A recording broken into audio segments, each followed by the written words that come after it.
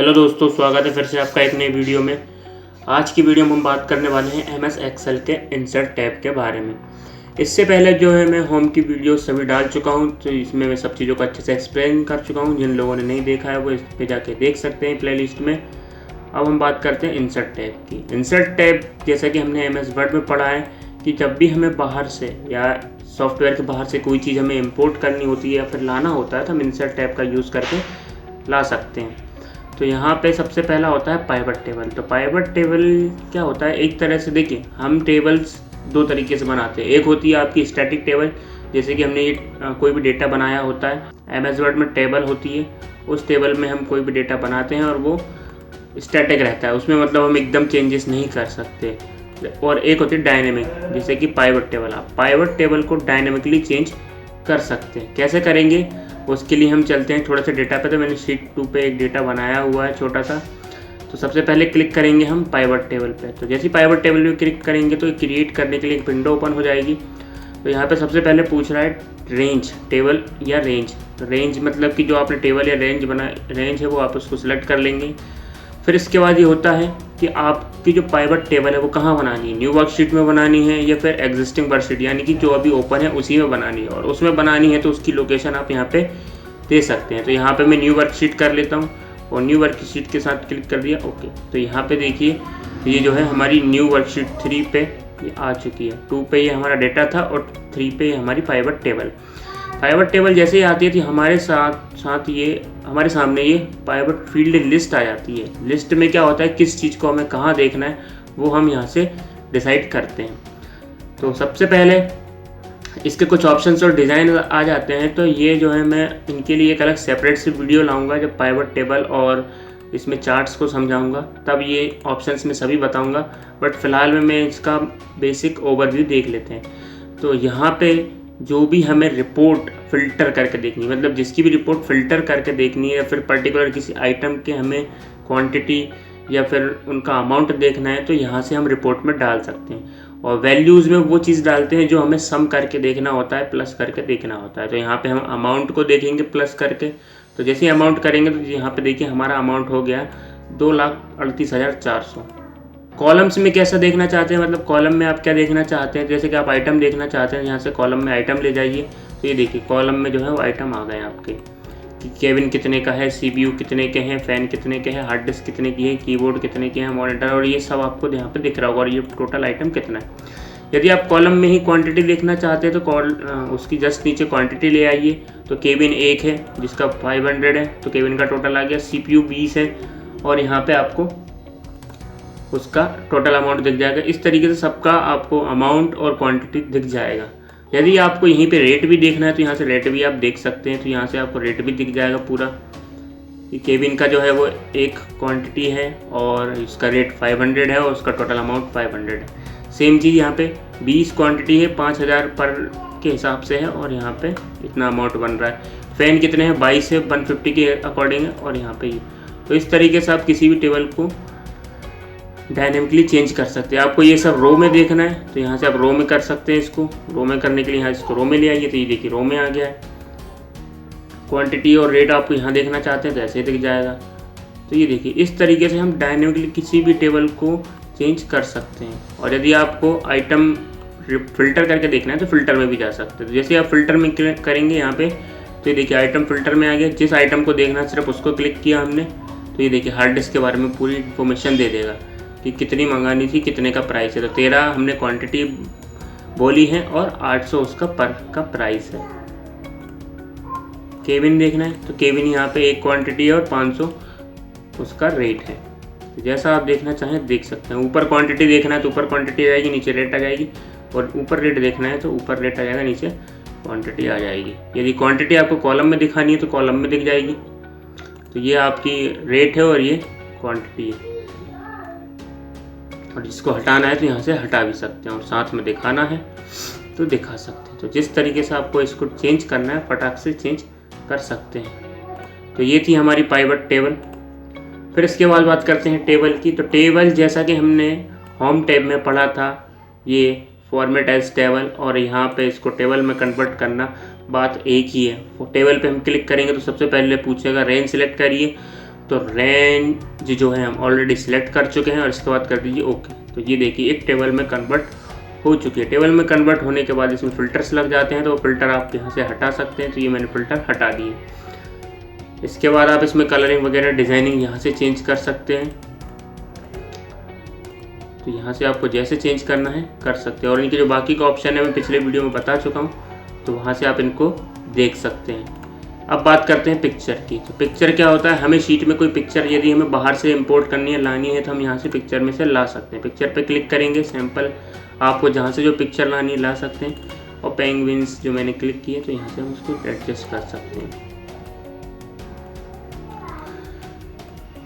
इन pictures का use हमें लोगो वगैरह लगाने के लिए करते हैं। जैसे किसी टेबल पे आपको किसी कंपनी का लोगो लगाना है तो उसका यूज़ कर सकते हैं, या फिर आपको कोई अलग से आपको कुछ एक्स्ट्रा कुछ लगाना है तो वो लगा सकते हैं। और कॉपी पेस्ट करके आप इसको 2 जगह यूज़ कर सकते हैं जैसा आप चाहें। तो ये आपके शीट में उस तरीके से दिखाई देगा। Ctrl F2 दबाकर आप प्रिंट प्रीव्यू देख सकते हैं कि ये कैसे लगेंगे। तो मेरे हिसाब से ठीक नहीं लग रहा है, एक हटा देते हैं। तो यहाँ पे हमने एक हटा दिया है। फिर बात करते हैं क्लिप आर्ट। तो यहाँ से हम क्लिप आर्ट ला सकते हैं जो हमारे कंप्यूटर में ऑलरेडी इमेजेस होती हैं, तो वो आप ला सकते हैं। मैं गर्ल करके सर्च करता हूँ तो यहाँ से देखिए गर्ल आ गया है, और इसको आप जहाँ चाहें वहाँ यूज़ कर सकते हैं। यदि आप ऑनलाइन हैं तो आप और भी ज़्यादा सर्च कर सकते हैं। यहाँ से कुछ नहीं करना, आपको इसको वेब कलेक्शंस को सिलेक्ट कर देना या फिर एवरीवेयर कर देना। अब आप जो भी सर्च करेंगे वो इंटरनेट पर भी ढूंढा जाएगा। तो देखिए इंटरनेट पर भी ढूंढकर हमें ये इतनी सारी इमेजेस मिल गई हैं। आप जो चाहें वो यूज़ कर सकते हैं, सिर्फ आपको क्लिक करना है। तो इस तरीके से हम किसी भी इमेज को यूज़ कर सकते हैं। फिर होता है शेप्स। तो आपको यहाँ से कोई शेप चाहिए तो यहाँ पे आप शेप ले सकते हैं, और उस शेप में आप यहाँ से जिस तरह के कलर चेंज करना चाहते हैं, शेप को एडिट करना चाहते हैं, शेप चेंज करना चाहते हैं तो कर सकते हैं एज यू विश। यहाँ से होता है टेक्स्ट बॉक्स। टेक्स्ट बॉक्स मतलब लिखने के लिए बॉक्स चाहिए आपको, तो यहाँ से टेक्स्ट बॉक्स भी ले सकते हैं।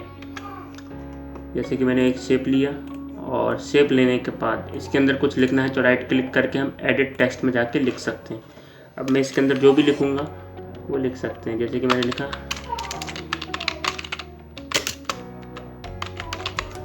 तो इस तरीके से आप जो भी चाहें उसमें लिख सकते हैं। ये इसका फॉर्मेट मेन्यू होता है शेप का। तो इसमें जैसे हमने MS वर्ड में पढ़ा हुआ है सेम टू सेम वही के वही है। जिन लोगों ने नहीं देखा है वो वहाँ जाके देख सकते हैं। यहाँ पे आई बटन में आपको उसकी प्लेलिस्ट मिल जाएगी, और यहाँ पे इफेक्ट वगैरह डालना है तो वो भी आप डाल सकते हो।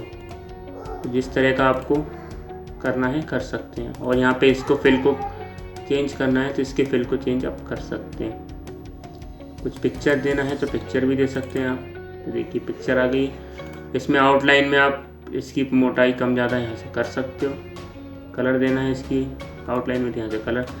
और इफेक्ट चेंज करना है तो 3D रोटेशन वगैरह जो भी देना है दे सकते हैं। तो वो आपके ऊपर निर्भर करता है जैसा भी आपको करना है। फिर होता है स्मार्ट आर्ट। तो स्मार्ट आर्ट का यूज़ क्या होता है, किसी भी प्रोसेस को अच्छे से समझाने के लिए, किसी भी काम को अच्छे से दर्शाने के लिए हम यूज़ करते हैं स्मार्ट आर्ट का। कैसे करेंगे देखिए, स्मार्ट आर्ट पे जैसे ही आप जाएंगे तो यहाँ पे अलग अलग तरह के आपको कैटेगरीज मिल जाएंगी। ऑल में सभी आपको मिल जाएंगे जितने भी हैं। लिस्ट, आपको कोई लिस्ट के थ्रू समझाना है कुछ ऑब्जेक्ट्स को तो आप लिस्ट ले सकते हैं। किसी प्रोसेस को समझाना है तो यहाँ प्रोसेस ले सकते हैं। किसी साइकिल को समझाना है तो साइकिल ले सकते हैं। किसी हायरार्की को समझाना है तो हायरार्की ले सकते हैं। रिलेशनशिप को समझाना है तो रिलेशनशिप को, मैट्रिक्स या पिरामिड, आपको जो कंटेंट जिस तरह से समझाना है यहाँ से अलग अलग तरह से स्मार्ट आर्ट का यूज़ करके आप इनको समझा सकते हैं। तो यहाँ से मैं एक प्रोसेस ले लेता हूँ, और जिस तरह की आपको प्रोसेस समझानी है वो यहाँ पे आप ले सकते हैं। तो यहाँ से मैं प्रोसेस पे क्लिक कर दिया। अब यहाँ पे आपको जो भी लिखना है, जैसे कि मैंने लिखा H2, और यहाँ पे लिखा मैंने O, और यहाँ पे क्या हो जाएगा इक्वल H2O, और इसको मैं थोड़ा साइड कर लेता हूँ। तो यहाँ पे आप समझ पा रहे होंगे कि H2 फिर O प्लस होगा, या फिर इसके आगे प्लस भी लिख दीजिए। तो ये H2 plus O equals to H2O। तो इस तरीके से हम इसको समझा सकते हैं, या फिर आपको, तो इस तरीके से हम किसी भी प्रोसेस को इजीली समझाने की कोशिश कर सकते हैं स्मार्ट आर्ट के द्वारा। इसके बहुत सारे यूज़ होते हैं जो आप अपने ऊपर डिपेंड करता है आप कैसे यूज़ करते हैं।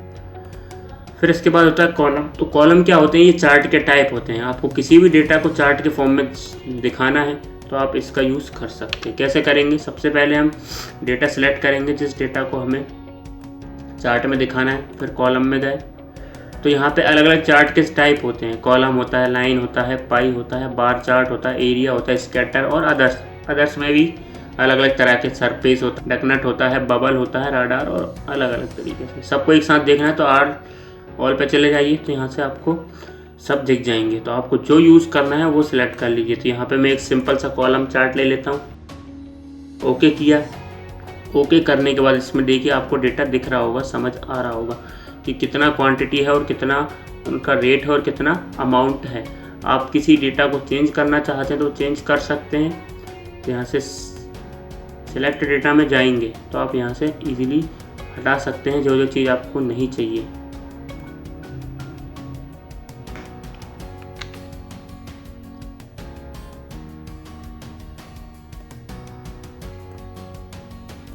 तो ये देखिए मैंने कॉमा करके इनका माउस का ये अमाउंट लिया है, ये मैंने कीबोर्ड का अमाउंट लिया है, CPU का, SMPS, हार्ड डिस्क, रैम और इन सब का सिर्फ अमाउंट ही अमाउंट लिया है।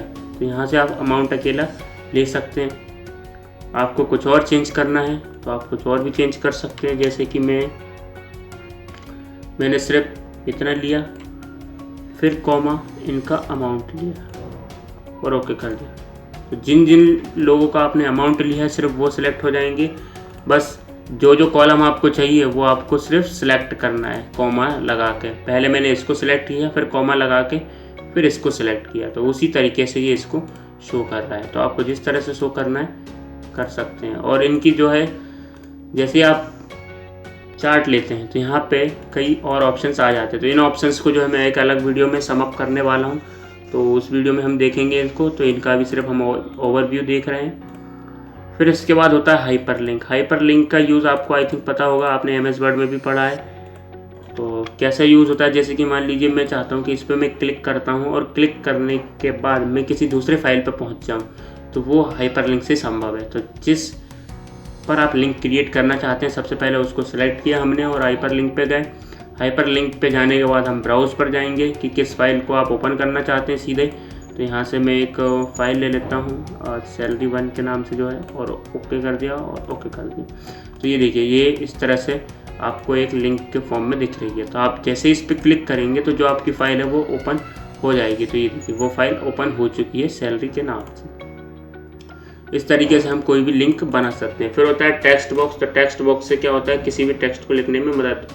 तो जैसे कि हमें यहाँ पे कुछ टेक्स्ट लिखना है तो यहाँ से हम टेक्स्ट लिख सकते हैं। तो जैसे कि मैं लिख लेता हूँ परचेज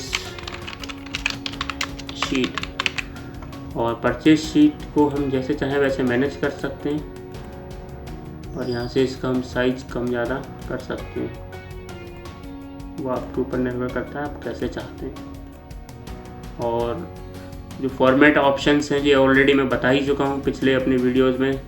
जिन लोगों ने नहीं देखा वो MS वर्ड की इंसर्ट वीडियो में जाके देख सकते हैं। फिर होता है हेडर फुटर।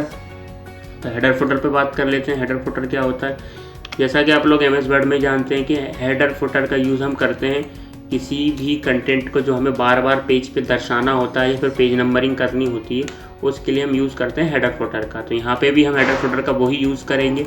तो जैसे ही हेडर फुटर पे क्लिक करेंगे तो सबसे पहले इसका व्यू चेंज हो जाएगा।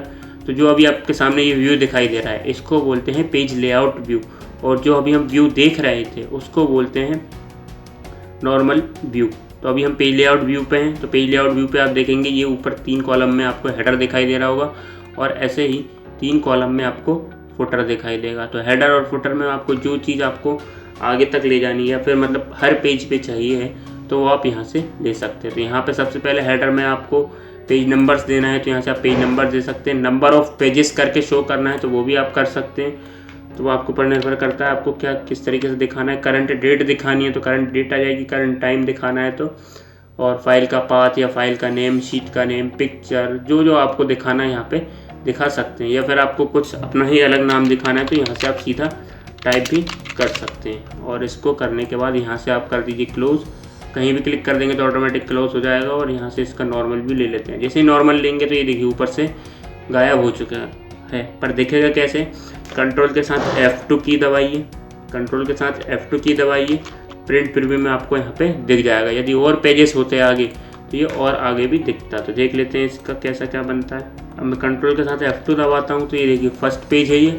सेकंड पेज पे जाऊँगा तो सेकंड पेज पे भी आप देख सकते हैं कि हेडर आपको मिलेगा। यदि आप कोई चीज़ फुटर में डालते हैं तो फुटर में मिलती है और हेडर में डालते तो हेडर में मिलती है। फिर इसके बाद होता है वर्ड आर्ट। तो यहाँ पे अलग अलग तरह के वर्ड आर्ट होते हैं जिनका यूज़ आप कर सकते हैं। तो जनरली एक तरह से ये हमारे टेक्स्ट बॉक्स ही होते हैं, बस इसको थोड़ा सा मॉडिफाई कर दिया होता है। मॉडिफाई मतलब इसमें सारी चीज़ें ऑलरेडी होती है तो वो आप अपने हिसाब से कर सकते हैं मैनेज। तो जैसे कि मैं अपना नाम चैनल का लिख देता हूँ और इसको आप जैसे चाहें वैसे ड्रैग कर सकते हैं।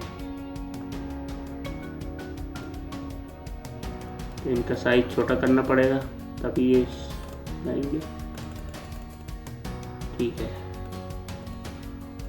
तो इस तरीके से आप किसी भी शीट पे ये यूज़ कर सकते हैं। फिर इसके बाद होता है सिग्नेचर लाइन। तो सिग्नेचर लाइन में यही होता है कि आप अपनी सिग्नेचर यहाँ पे ऐड कर सकते हैं। आप यदि चाहते हैं किसी डॉक्यूमेंट पे सिग्नेचर करना। फिर इसके बाद ऑब्जेक्ट होता है। तो ऑब्जेक्ट क्या होता है कि किसी दूसरे सॉफ्टवेयर की फ़ाइल को यहाँ पे लाके आप यूज़ कर सकते हैं। तो यहाँ से मैं ऑब्जेक्ट पे जाऊँगा और यहाँ पे होती है क्रिएट न्यू। क्रिएट न्यू में क्या होता है, आपको तुरंत ही फाइल बनानी होती है। जैसे कि मैं MS वर्ड पे जाता हूँ तो इसमें क्या होगा, मुझे अभी तुरंत फाइल बनानी होगी। तो यहाँ पे आप देख सकते हैं फाइल बनाने का सीधे ऑप्शन आ चुके हैं और आपके मेन्यूज़ चेंज हो गए हैं। तो ये आपका होम खुल गया, मेलिंग्स खुल गया, रिव्यू, रेफरेंस, ये सब आपके वर्ड के ऑप्शन है। तो आप यहाँ पे कुछ भी क्रिएट कर सकते हैं MS वर्ड से रिलेटेड।